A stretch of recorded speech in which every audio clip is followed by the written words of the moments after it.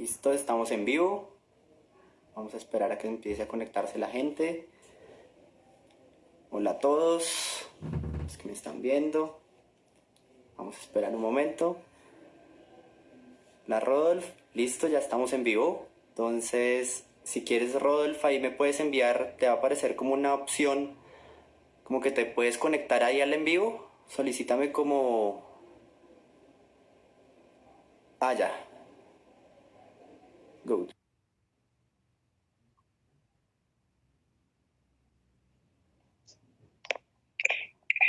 Hola, ¿cómo estás? Hola, ¿cómo estás? Listo, lo logramos. No fue fácil, pero ya logramos. No fue fácil, pero ya. Sí, no, es que lo que te contaba es que Facebook, como el internet ha estado sobrecargado en estos días, entonces Facebook no me está dando la opción de conectar varias llamadas al tiempo. Entonces creo que Instagram nos da esa facilidad y es mucho mejor para todos. Listo, no, sin problema. No. ¿Cómo vas, señor Julián? ¿Bien? Muy bien, muchísimas gracias. Acá estudiando mucho, pues igual en home office desde hace como 2 meses, pero ¿tú cómo estás? ¿Cómo va tu empresa? No, bien. La empresa dentro de todo está funcionando bien, por suerte. Somos muy afortunados en ese sentido. Así que, no, bien. La verdad, todo el mundo pudo trabajar con teletrabajo, seguir sus actividades. Obviamente, una dinámica diferente, pero es buena también, porque mostramos que somos capaces también de adaptarnos a otras situaciones. Claro, ¿no? Y es que pues era algo que se debía venir y muchas empresas ahorita están profundizando esos modelos de teletrabajo y va a ser muy importante para todos. Y yo creo que el mundo nos está cambiando a todos, la verdad. Totalmente, tal cual, esto va a ser. Sí, va a ser muy chévere. Pues ya hay varios ahí conectados. Hola Luisa, hola Adrián, ahí vamos saludando. Vayan preparando sus preguntas. Entonces va a ser muy interesante la charla que vamos a tener con Rodolfo hoy porque justamente es parte no sé, pues a las personas que me escuchan y que nos están viendo en este momento, nosotros tenemos un podcast acerca del futuro que se llama Visiones Inmobiliarias y es acerca del futuro de todos los mercados inmobiliarios. Y durante todos estos meses, pues ya llevamos varios programas trabajando acerca del futuro de los mercados inmobiliarios en general. Y entonces empezamos como a trabajar cada uno. Y entonces la idea del live hoy con Rodolfo es empezar a trabajar y como poder hablar y tener una charla muy tranquila también acerca de como las perspectivas que se vienen para el mercado, digamos, para el sector en general. Y pues los que no conozcan a Rodolfo es una de las eminencias en temas de retail en Latinoamérica y en Colombia. Digamos, ha sido, pues no sé si quieres alguna mini presentación de Rodolfo. Él es economista desde la Universidad Sorbona, enfocado en mercados emergentes con énfasis en América Latina. También tiene una maestría en geopolítica de historia contemporánea. Fue el responsable de toda la estructuración de proyectos en un fondo de inversión que se llamaba Avenida Capital. Fue el encargado de la expansión de Carrefour hace unos años en América Latina. Fue el director de Real Estate y Desarrollo de Carrefour. Y también fue el director del equipo integrador cuando las tiendas Carrefour que vendieron al conglomerado Cencosud, fue el encargado de todo ese equipo integrador de real estate. Y actualmente es el CEO de una compañía que se llama Green Yellow, que trabaja temas de energía solar y energía sustentable. Así es, mejor preguntado no se puede, así que directamente así. Empezando, es un gusto tenerte acá con esta charla. Y pues gracias a todos los que se siguen conectando, a Valentina, bueno, y pues viendo a todos los que se van conectando en este live, va a ser muy chévere. Entonces, pues bueno, la primera pregunta es, ¿cómo ves tú el panorama del real estate y en general del sector para cómo enfrentado la crisis y qué es lo que se puede venir en el futuro? A ver, yo lo veo difícil o en el contexto actual. Bueno, entonces yo creo que todo el mundo se da cuenta que claramente tenemos diferentes desafíos. El primer desafío es el tema de la reactivación por sí mismo de las obras, porque obviamente Colombia es un país que necesita también un sector de construcción muy importante y que tira el país. Más aún en un contexto donde todo lo que tenemos como regalías del petróleo van a bajar drásticamente. Así que además es un sector que emplea mano de obra, vamos a decir, de ¿no es cierto?, de bajo nivel educativo, así que es importante también para completar esa dinámica. El otro problema que tenemos es que es un sector también donde había una dinámica importante de inversiones extranjeras. Es decir, que yo lo vi, porque yo trabajé en un fondo, obviamente importante también de afuera, así que había una dinámica también de inversión muy fuerte de afuera. Tenemos que ver cómo va a evolucionar también esa inversión para acompañar o no la reactivación, ¿no? Y en ese sentido es muy importante ver cómo va a reaccionar el gobierno para favorecer o no esa reactivación, y ver un poco cómo va a dar garantías tanto al consumidor para que puedan también comprar, como también a los inversionistas para desarrollo eventualmente de centros comerciales, locales comerciales, bueno, todos lo que finalmente completan la oferta que tenemos dentro del mercado. Y lo que dices es muy cierto, porque justamente de los más afectados y lo que estabas anotando de la población que más afectada está en las obras es una población de bajos ingresos, es una mano de obra no calificada que es la que claramente sus ingresos se ven más afectados. Y anotabas un punto interesante acerca de la inversión extranjera. ¿Tú cómo crees que puede ser esa inversión extranjera en el futuro? Digamos, los fondos de inversión ya venían como siendo muy importantes en el país y estaban ganando cierta consolidación, y el tema inmobiliario estaba siendo muy atractivo para ellos. ¿Cómo puedes ver esta reacción de estos fondos y de los que estaban esperando llegar al país? Eso te digo, para mí sería un desafío, porque en un mundo donde hay muchas dudas, está claro que los fondos, por su forma de reaccionar, van a buscar esos lugares donde las oportunidades de rentabilidad son las más fuertes a corto plazo.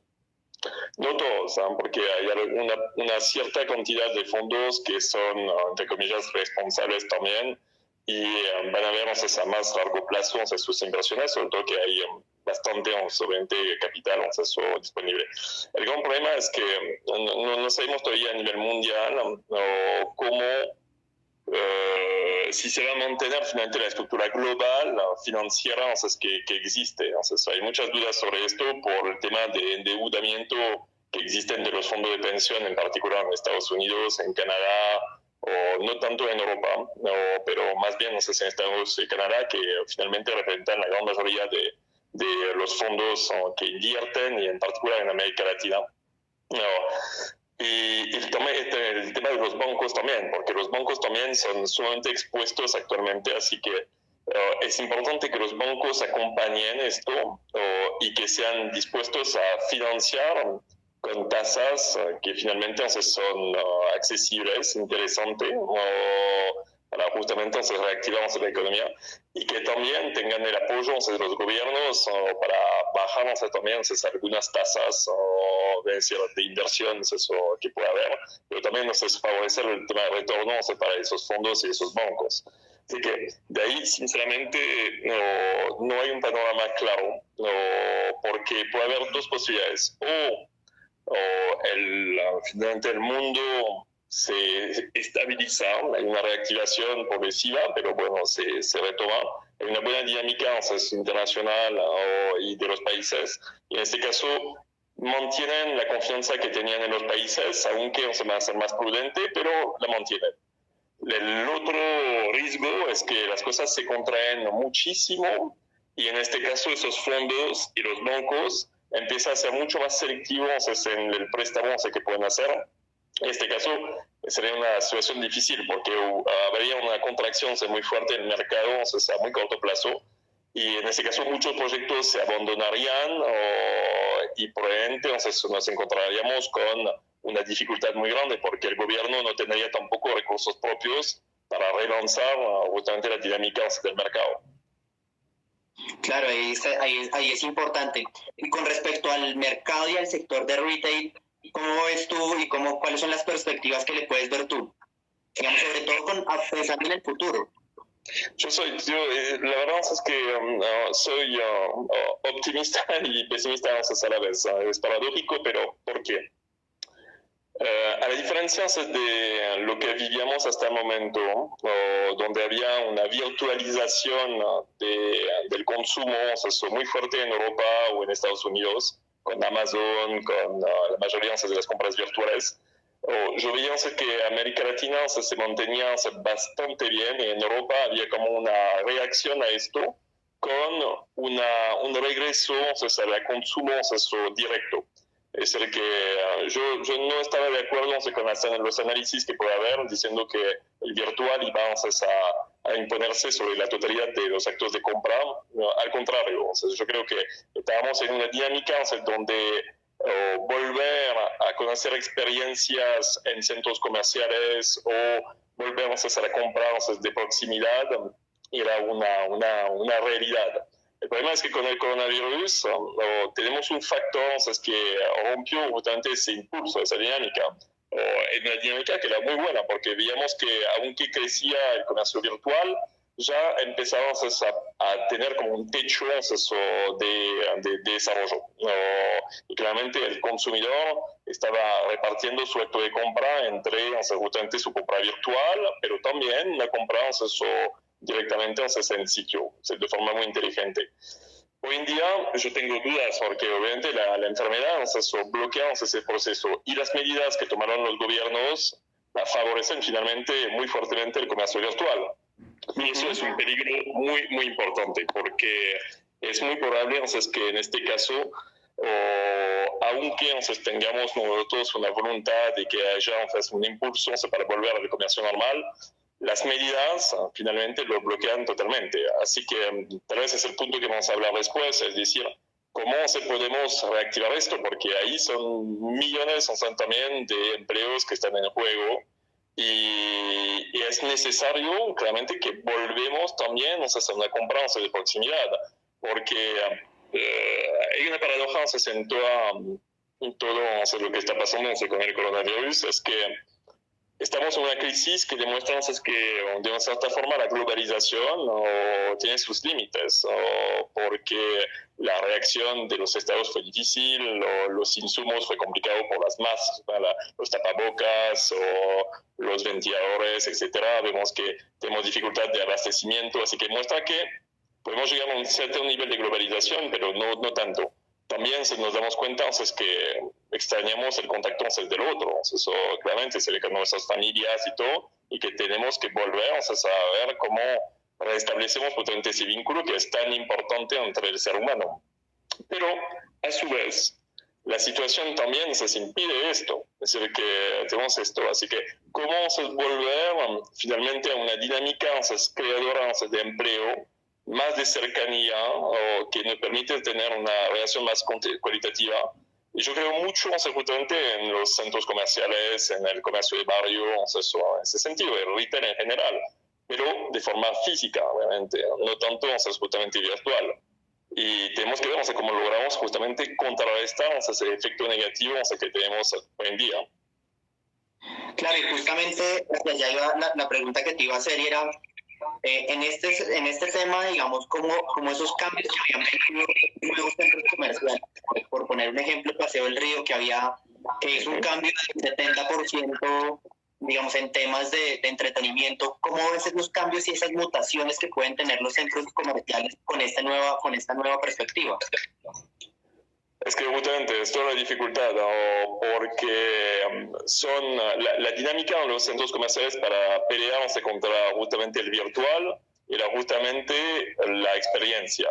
Y Paseo Villa del Río, por ejemplo, es un buen ejemplo, era el nuevo concepto de centro comercial en Colombia, donde tenías un nivel de entretenimiento muy alto, muy importante, que crea esa experiencia. Un nivel de restauración, de oferta gastronómica enorme también, tanto de restaurante a montel, como también de más comida rápida, pero también dentro de un esquema de experiencia. Y hoy estamos bloqueados, es decir, que claramente vemos que si no hay medidas para poder superar el tema del relacionamiento de la gente en un espacio público, esto no va a ser posible, porque obviamente bloqueando los restaurantes, los bares, o el contacto entre las personas, es un problema monstruoso porque finalmente no hay ninguna actividad que pueda aguantar un confinamiento como lo estamos viviendo hoy. Y es dramático porque está clarísimo que tenemos que volver a una cierta normalidad, ¿no? Porque es un tema también de sobrevivencia también del comercio de forma general, que es finalmente lo que crea empleos. Y que, vuelvo a decirlo, es que para mí crea realmente ese contacto entre los seres humanos que es tan importante al día a día. Claro, y es que justamente ese contacto, y justo en uno de los podcasts hablaba acerca de que los centros comerciales en América Latina se convirtieron en nuestro nuevo espacio público, teniendo en cuenta que las plazas y los parques tienen unos temas de seguridad, en general en toda América Latina tienen unos temas de seguridad, de iluminación, como un montón de cosas que no nos permiten ese relacionamiento en ese espacio público, y el centro comercial pasó a ser ese nuevo espacio público donde se daban las interacciones sociales. Justamente, no sé, algo tan sencillo como que las citas entre los muchachos se dan es ahí, digamos, uno se cita en el centro comercial para todo. Entonces, esto va a ser muy importante y este sector creo que ha sido uno de los más afectados y va a ser uno de los más afectados por toda esta situación que se venía dando. Así es, tienes toda razón. Además, es muy interesante lo que tú estás diciendo porque en América Latina, y lo que explica también que finalmente no hubo la caída que había en Europa o en Estados Unidos, es relacionado sobre ese hecho que tú mencionas. En Estados Unidos, ¿por qué cayeron tanto los centros comerciales y los supermercados, la grande superficie?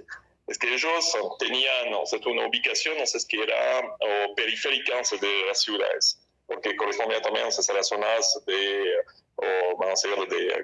nivel medio alto, que vivían en familias ahí.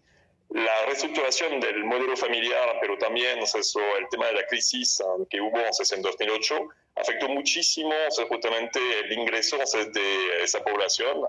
Y esos centros comerciales finalmente fueron muy afectados a nivel de ventas.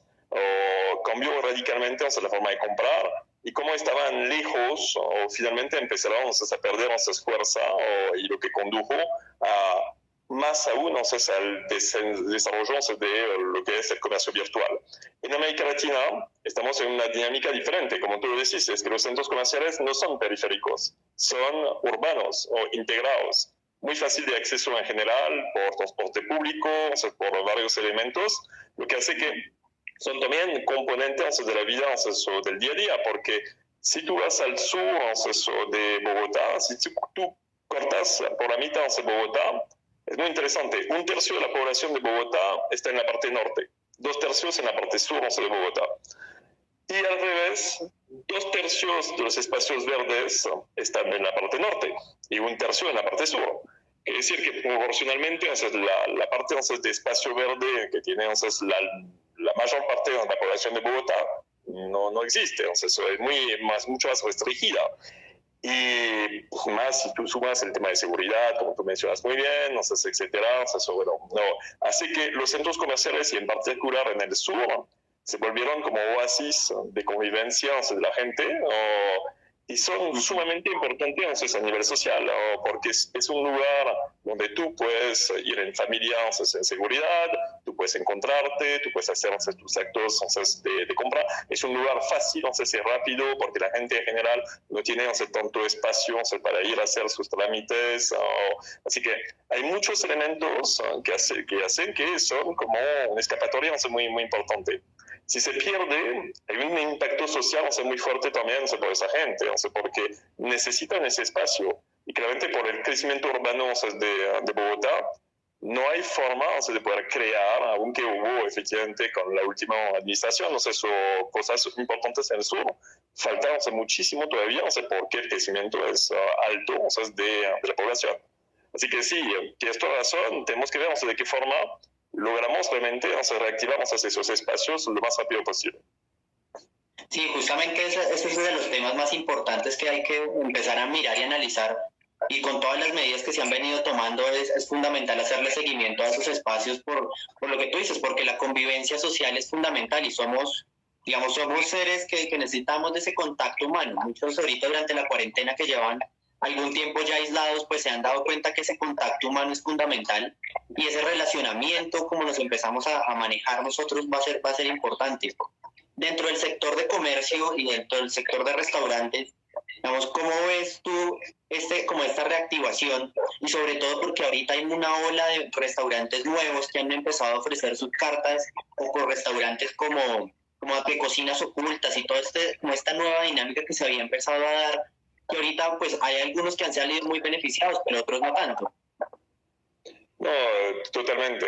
Es decir, que había una ola, un impulso muy interesante también, no sé, de nuevas marcas, como tú decís, que obviamente se ve afectada, todos, obviamente sin clientela, o sea, es terrible, sobre todo que el personal que pueden tener, o sea, eso es un personal de contratación a corto plazo en general, así que en general están todos, por ejemplo, desempleados técnicamente, o sea, eso parcialmente.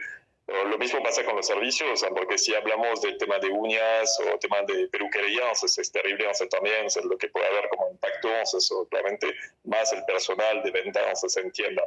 Sobre esto, yo creo que para mí, yo no soy tan pesimista, o sea, como puede haber, o sea, los otros. Yo creo que las soluciones existen y ya fueron comprobadas. Y yo creo que hay que pensarlo, sacarse, o sea, de encima, o sea, el miedo, o sea, el aspecto catastrófico, o sea, de la enfermedad, y ver de qué forma finalmente las barreras, las limitaciones pueden ser oportunidades. Y hay una muy buena forma, o sea, de hacerlo, es que un centro comercial o una zona, o sea, gastronómica es un lugar, o sea, que en Colombia, o sea, atrae muchísima gente, o sea, eso claramente, o son justamente, bueno, es un peligro, o sea, como tal, o sea, de contagio, pero al mismo tiempo es un lugar, o sea, también, o sea, de concentración, es muy interesante. Si logramos encontrar o la forma, o sea, obviamente siendo, o sea, muy serios, o sea, ser responsables, porque no siempre es el caso, pero tratando, o sea, de hacerlo, aplicando también las medidas que son necesarias para retomar la actividad. Y bien, yo creo, o sea, que hay forma justamente que esos espacios se vuelvan también espacios muy interesantes, o sea, para hacer test, pero test no son el test como lo podemos tener, o sea, afuera, pero podemos detectar la gente y ver si efectivamente, o sea, o no, o sea, ellos no pueden ser una persona de riesgo. Tengo un ejemplo, o sea, muy sencillo. Es que, por ejemplo, ahí, o sea, en diferentes países hubo cabinas de desinfección que fueron hechas y aplicadas. Bueno, en Colombia el problema es que eso explotó, había cabinas de todos lados que utilizan cualquier producto que era nocivo, etc. Bueno, el gobierno, o sea, implementó una definición diciendo no se puede utilizar las cabinas o por qué utilizan productos que son nocivos. Eso es una estupidez porque finalmente el problema es el producto que se utiliza. Así que si uno define, o sea, es que el producto, o sea, es nocivo y que se utiliza un producto que no lo es, que es aceptable y que permite justamente, o sea, de minimizar el riesgo, en este caso, ¿por qué no implementar o frente a restaurantes, centros comerciales o hasta entonces de bares con una cierta cantidad, o sea, de personas que pueden entrar, ese tipo, o sea, de solución, pero con un producto que no sea nocivo, que sea en este caso masivo también, porque es un tipo, o sea, de equipamientos ya comprobado afuera que permite en un día por un solo dispositivo de hacer pasar, o sea, 3.000 personas. Si tú tomas la temperatura y tú o descontaminas, desinfectas a la persona, más un buen trabajo, eso adentro, diciendo no puedes utilizar un vaso que no esté limpiado, eso no se puede, tiene que haber algún espacio, también de distanciamiento, adentro, por lo menos puede haber, una reactivación, proporcional, la actividad. Y esa reactivación permite, que por lo menos no se mueran esos establecimientos. Y después, en función de la evolución de la enfermedad, obviamente, veremos cómo vamos o no se hace revolucionar. La realidad es que el desconfinamiento va a generar esto también. Así que es mejor que nos preparemos todos de la mejor forma, y hay soluciones que son sencillas, que pueden ser hasta locales, que no implican tampoco importaciones, que se pueden implementar muy fácilmente. Así que hagámoslo. Es decir, yo digo que si un centro comercial tiene normalmente entre 1,5 millones y 3 millones de habitantes por un centro comercial de más de 60.000 metros cuadrados de GLA, bueno, vale la pena, porque si son 1,5 millones de personas que pasan por ahí y que se te toma la temperatura y te ves que finalmente tienes una temperatura excesiva, inmediatamente se aparta la persona, se le pide diciendo no puede entrar, no sé, porque tiene una temperatura excesiva. En ese caso se le puede proponer si quiere que haya una segunda prueba. Si ve que la prueba de vuelta es concluyente, se puede decir, si quieren, la mandamos justamente a una unidad para verificar si usted tiene o no el COVID. Y ahí hacemos un test a tamaño nacional muy rápidamente, sin afectar tampoco la actividad. Y eso me parece que da sentido también a las cosas. Es decir, que hay realmente soluciones. Tenemos que implementarlas o pensarlo, pero hay que pensar un poco más de forma global y no quedarnos bloqueados sobre esa psicosis que existe hoy en día. Sí, justamente yo también soy más de esa línea positiva de mirar las oportunidades que se empiezan a abrir. Y justamente las soluciones pueden ser muy creativas y aquí es un momento y esto es una etapa en la cual tenemos que ser muy creativos y muy propositivos a la hora de implementar cambios, implementar cosas, ¿no? Y justamente, digamos, uno tiene que empezar a vincular mucho más y creo que esta ha sido una etapa en la cual todos los desarrolladores y el sector inmobiliario tienen que pensar mucho más en el cliente final y no tanto dentro de su propia perspectiva como de cuál es el beneficio mío, sino también, venga, cuál es el beneficio de mi cliente final, qué es lo que más le interesa. Y siento que en esta etapa, tanto para las marcas y para los centros comerciales, en general para todo el sector, es volver a fijar los ojos en ese cliente. Digamos, qué es lo que le gusta, qué es lo que necesita, cuáles son sus necesidades, como empezar a responderse todas estas preguntas para poder ofrecer productos que realmente atraigan a la gente otra vez. Totalmente de acuerdo contigo. El tema también de la producción nacional me parece súper importante también, porque estamos en un momento donde el colombiano, como consumidor, tiene también que pensar de forma más responsable también, pero pensar de forma más responsable puede implicar también una producción local mucho más importante. Acá, Colombia es un país fantásticamente fuerte en textil y tiende desde los últimos años a hacer importación de textil de otros países, China en particular. Bueno, es tiempo también decirse que la producción nacional es totalmente válida, además puede ayudar el empleo, las propias empresas, los tiempos también de abastecimiento son más cortos, la adaptación, etc. Es decir, que realmente yo creo que tenemos que transformar este desafío en una oportunidad, y la oportunidad está, claramente. Lo mismo también, es decir, que creación de empleo. Hoy en día estamos en esa situación. ¿Cuántos empleos podemos crear en Colombia justamente sobre el cuidado de respetar las medidas de prevención? Bueno, los centros comerciales, si quieren retomar actividades y no morir, es mejor emplear 50 personas más dentro de los centros comerciales para cuidar justamente el tema de prevención. Y lo mismo para todos los lugares que son públicos. Eso va a crear empleo por gente además que tiene poca calificación, como tú decías, y esto va a dar tranquilidad también para que la gente retome sus actividades como corresponde.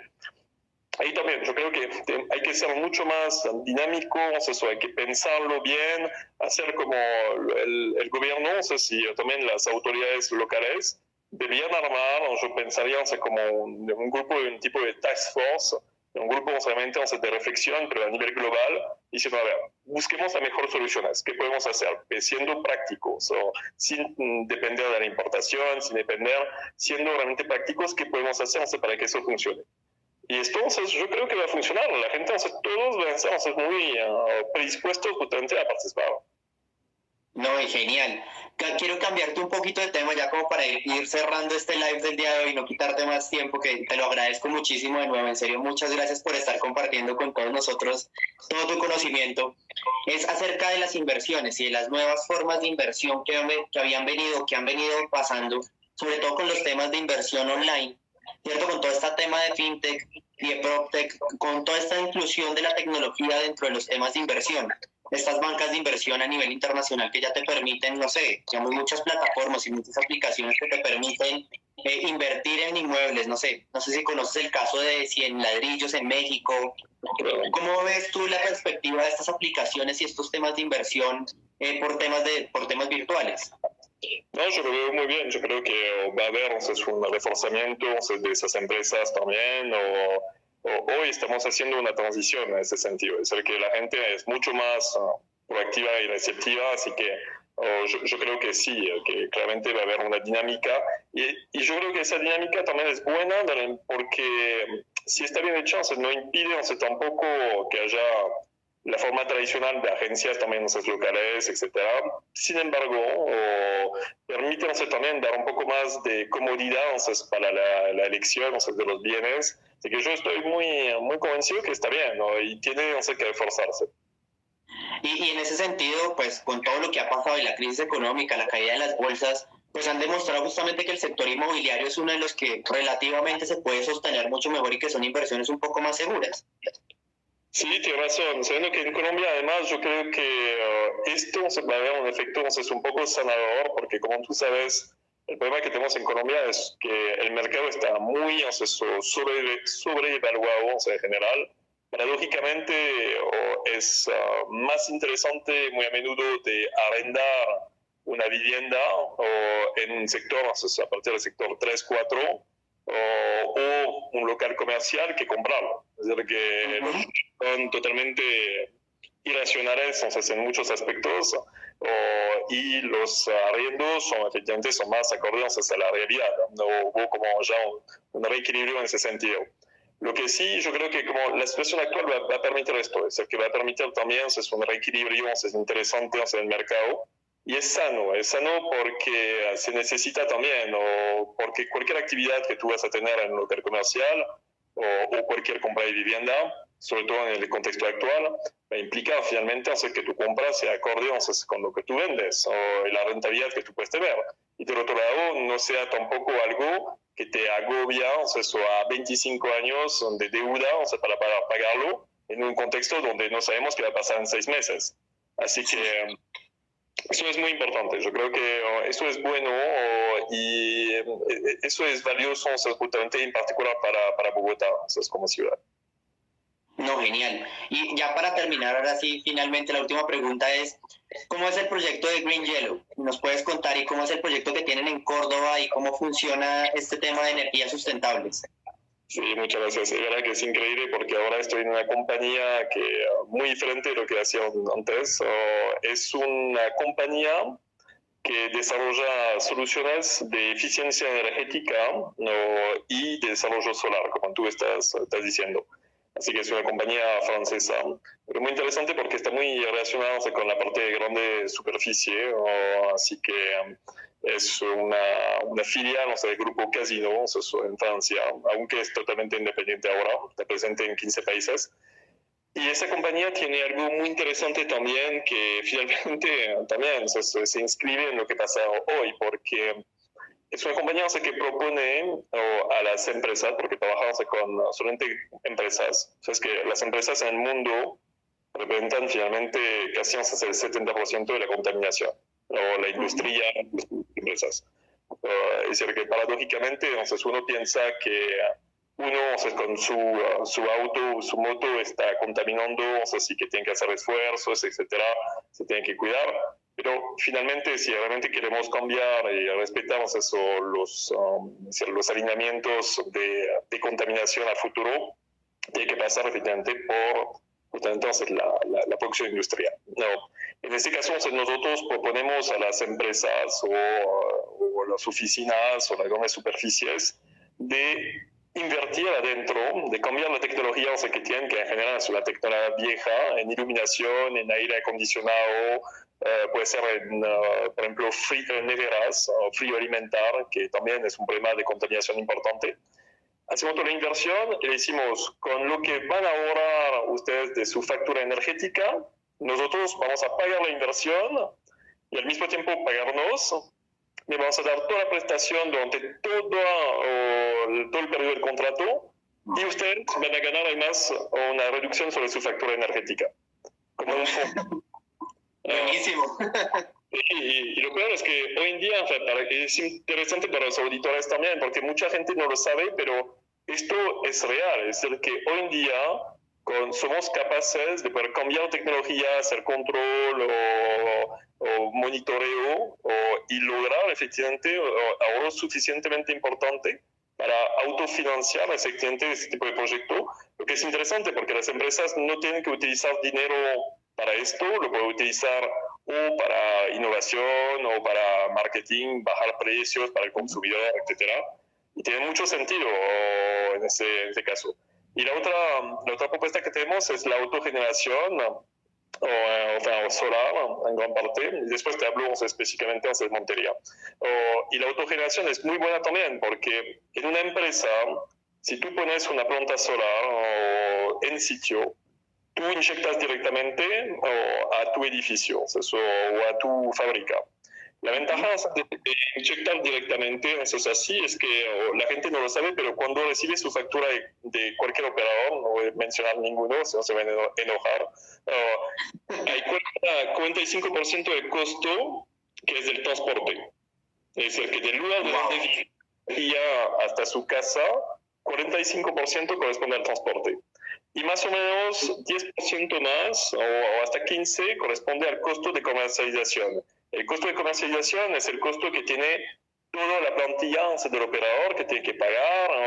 Así que en general, en realidad, 40% solamente o 45% de tu factura corresponde realmente a la energía como tal. No, el resto es transporte o comercialización. Si tú pones autogeneración en una fábrica o hasta un edificio, aunque no trabajamos con la parte residencial, tú eliminas esto. Así que de repente haces tu factura, lógicamente tiene que bajar a la mitad.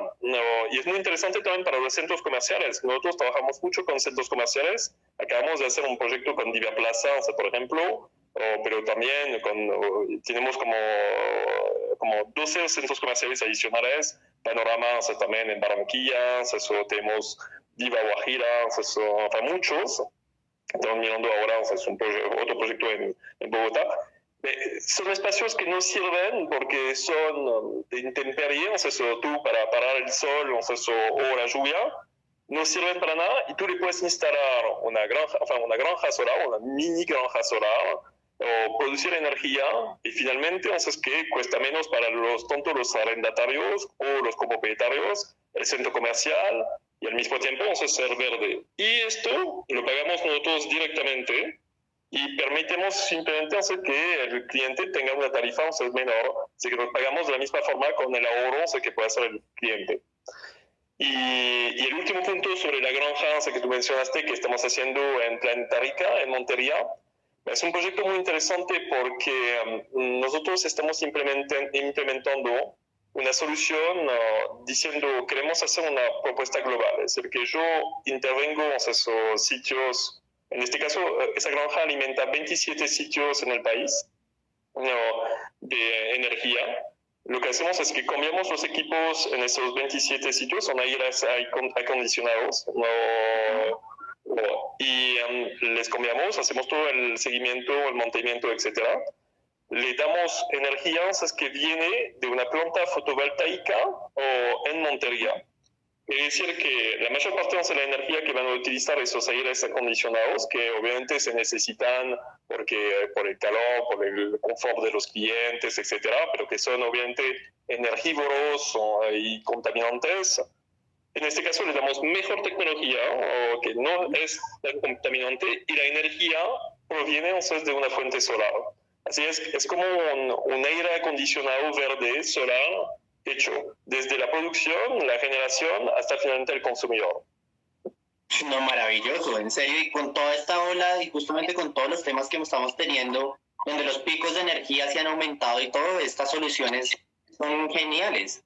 Exacto, y acá hay un potencial gigantesco, la gente no lo sabe, pero en Colombia Colombia tiene 20% más de potencial solar que otros países del mundo, así que hay que aprovechar. Yo también a los auditores les digo, tenemos que aprovechar justamente de este magnífico país que es Colombia. Son soluciones que existen, que sí son con empresas serias, son totalmente nobles también, ayudan la comunidad.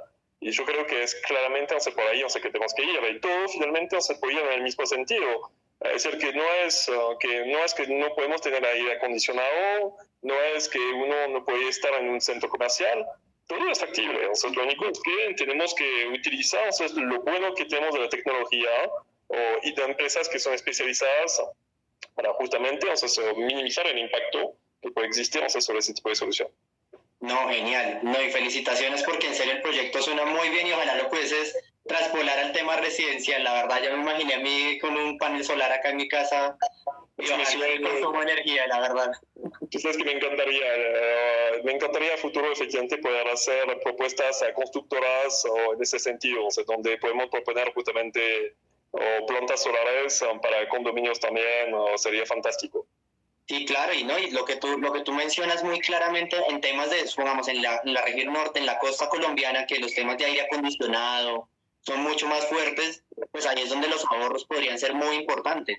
Y pues que tradicionalmente el norte ha tenido un montón de problemas de energía tradicionalmente con los operadores.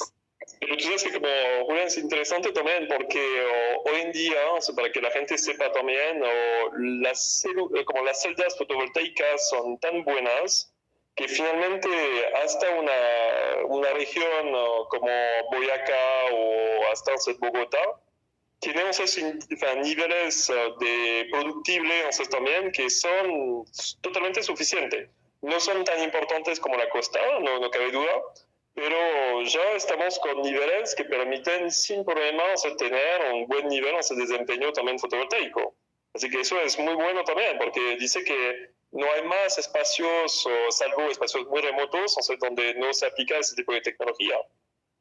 Claro, no, súper bien. Y más o menos como los ahorros que se pueden lograr, tú nos comentabas más o menos de cuánto puede ser aproximadamente.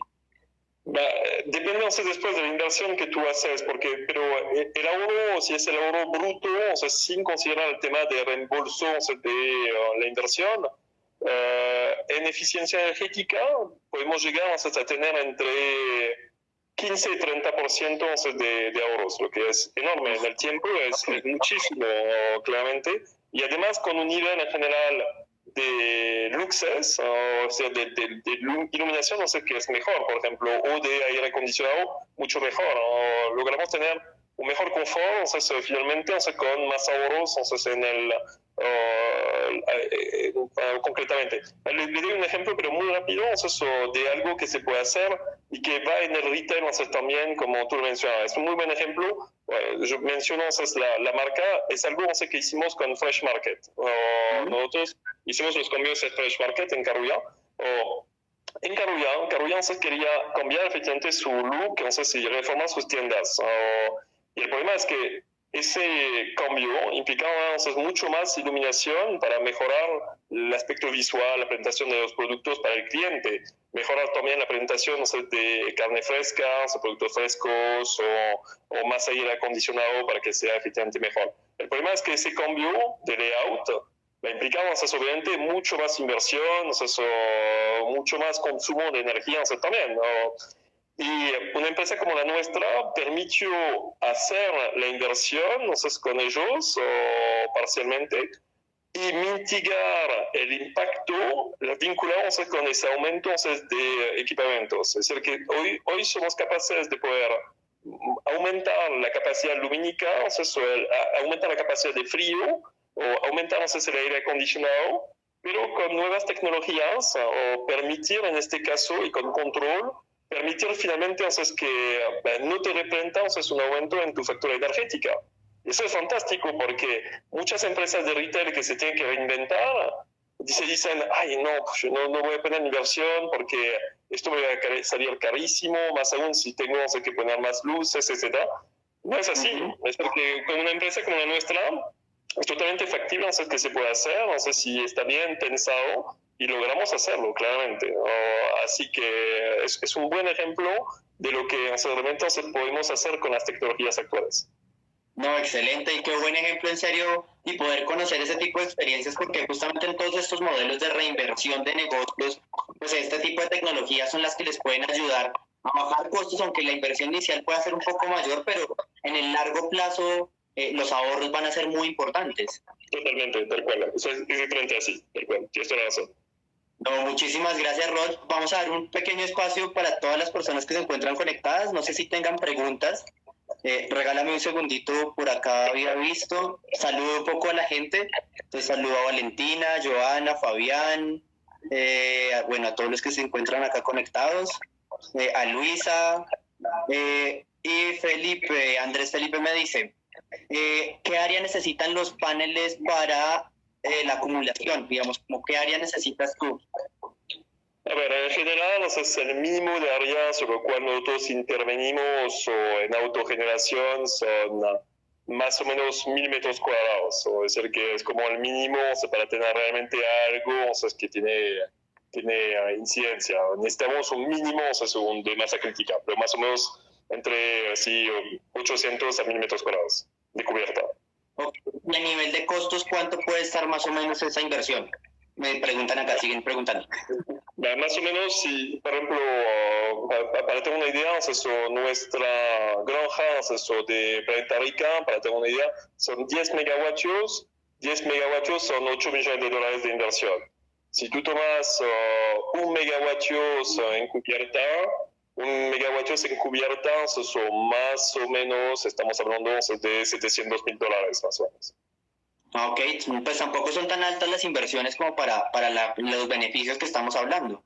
No, justamente, así que no son tan importantes. Obviamente sobre una empresa, si tú tienes que hacer $800,000 de inversión, es un poco difícil, pero está claro que si tú le propones decir, yo te voy a hacer $1 millón de inversión y te hago todo el manejo, te doy una parte de los ahorros y tú no tienes que hacer nada, y además al final del contrato, finalmente no te lo dije eso, pero es muy importante, nosotros entregamos funcionando la granja solar o los equipos, es decir, tenemos una obligación y si yo no cumplo con los ahorros, me multan también. Es muy interesante también para el cliente en ese sentido. No, buenísimo. Mira, acá también me están preguntando, dame 2 segundos, que si se utilizan celdas de acumulación para aquella energía que no se consume, ¿cómo se puede almacenar? A ver, el tema del almacenamiento es un muy buen punto. Es que en el mundo actual, el hecho de utilizar baterías, sinceramente, desde mi punto de vista, es poco ecológico, porque el tema de las baterías hoy en día, aunque se está mejorando muchísimo, representa todavía un nivel de inversión y un problema de reciclaje que es muy importante. Lo que intentamos hacer nosotros en general en Colombia es que tratamos de no utilizar baterías o tratamos de trabajar solamente sobre la producción diurna de los sitios y en general vemos cómo complementamos la demanda de energía con algunas fuentes que son de hidroeléctrica, eólica, que finalmente no son contaminantes para completar finalmente la necesidad del cliente. Ahora, hay posibilidades de acumulación, es decir, que el tema de baterías lo utilizamos en otros países. Acá en Colombia es difícil de rentabilizar en el sentido de que la energía es bastante barata, así que si tú utilizas baterías, encarece muchísimo los proyectos y además psicológicamente entonces yo tengo dificultades con las baterías en ese sentido por lo que les dije antes sobre su impacto sobre el medio ambiente, así que claramente. Pero hay otras soluciones, por ejemplo estaba estudiando una solución muy buena con una compañía francesa que es la siguiente, que yo creo que puede ser súper interesante para Colombia. Es una empresa que utiliza la gravedad para hacer tipo mini represas de agua y utiliza también una planta solar. En este caso lo que haces es que utilizas la planta solar durante el día para una empresa, un municipio, el agua finalmente se acumula durante el día y lo que hacemos es que a la noche el agua se cae 100 metros y con una turbina complementa finalmente la demanda energética para el municipio o la empresa. Y como acá tenemos muchísimas montañas, puede ser algo muy interesante a futuro. Es el tipo de soluciones que me parecen muy buenas para Colombia y totalmente ecológicas. Claro, no, buenísimo. Y también porque también esta tipo de tecnología también se puede aplicar a muchos otros municipios pequeños en Colombia, como tú muy bien lo mencionas, que esos costos de energía son muy altos y el transporte y las redes energéticas son bastante elevados por nuestra geografía también. Digamos, Colombia es un país con una geografía compleja. Así es, 50% del país no está interconectado. O sea, bueno, son 15% de la población, pero es la mitad del país que no está interconectado. Claro, y es súper importante y parte de como de llevarnos hacia el futuro es poder conectar a todo el mundo y que todo el mundo tenga energía. Totalmente. Es fundamental. Lo que tú dices, puede que solo sea el 15% de la población, pero es un 15% de la población que no tiene acceso a este recurso tan importante. Así es, tal cual. Bueno, Rodolfo, muchísimas gracias. No sé, voy a abrir otro minuto, vamos a darle otro minuto para ver si tienen más preguntas. Y si no, dame 2 segundos, si no, pues ya concluimos el live, que no quiero robarte más tiempo. Muchísimas gracias. Yo te había pedido media hora, llevamos como 40 minutos. Gracias, Julián. Excelente, que tenga un excelente día. No, muchísimas gracias, Rodolfo. Que tengas un excelente día. Feliz fin de semana. Gracias. Chao.